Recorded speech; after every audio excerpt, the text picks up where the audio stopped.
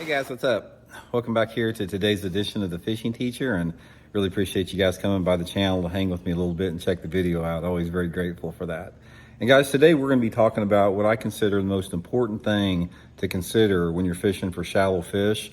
In other words, when you're fishing down the bank, or you're fishing docks or laydowns or stumps or grass beds on the bank, there's one thing that is ahead above everything else as far as it's going to determine your success.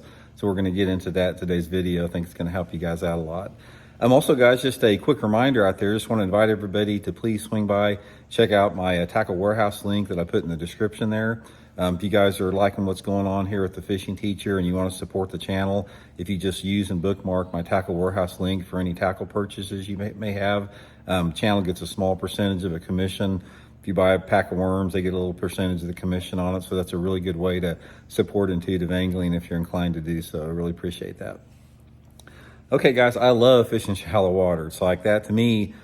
There's nothing more exciting about like casting a spinnerbait next to a stump or lay down tree and seeing a bass charge out there and get it. To me, that is bass fishing. It's like that's what makes me the happiest of any. And I think that's a lot of people. I think most people, if they had the opportunity, they would a lot rather throw a buzz bait down a grass bed and see a fish blow up on it, or, you know, pitch a jig next to a dock and see your line jump and fish swimming out. It's just a lot more fun than most any other type of fishing. But when you're fishing shallow water, there's one thing that you have to keep in your mind all the time, and that is you have to be as quiet and stealthy as you can. Now, a lot of people will say, well, that's a given, but guys, you would not believe how many people that I fish with that are just oblivious to that. It's like they are clumsy in the boat. It's like they, you know, when they move, they rock around the boat, or if they're getting something out of their tackle box, they're shaking a bunch of lures and you're making a bunch of racket, or they're dropping a rod or something. They're noisy, and they don't realize how that noise translates into the water. Because here's the thing why it's so important to be stealthy in fishing. Bass are not stupid. They know you're there. It's like when you shut your boat down, let's say, for example, you're running down the lake and you see a good looking bank down there and you run over to fish it. You run your boat over there and you shut down, start idling into that particular area.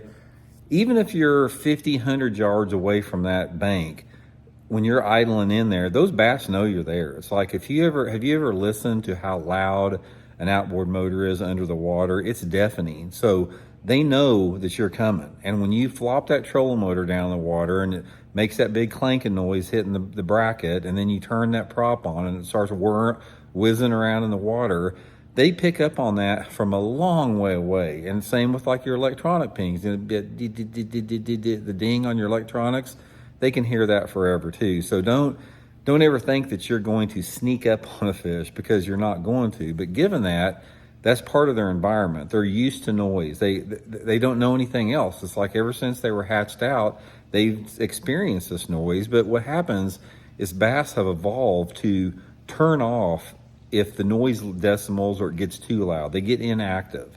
So what you have to do is, first of all, realize they know you're there.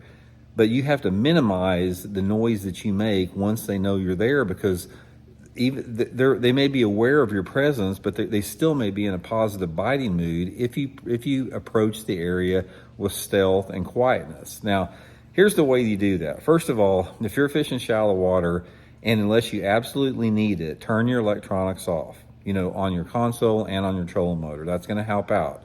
Second thing with that is learn to approach a piece of cover with your trolling motor without coming into it too fast or coming into it too slow.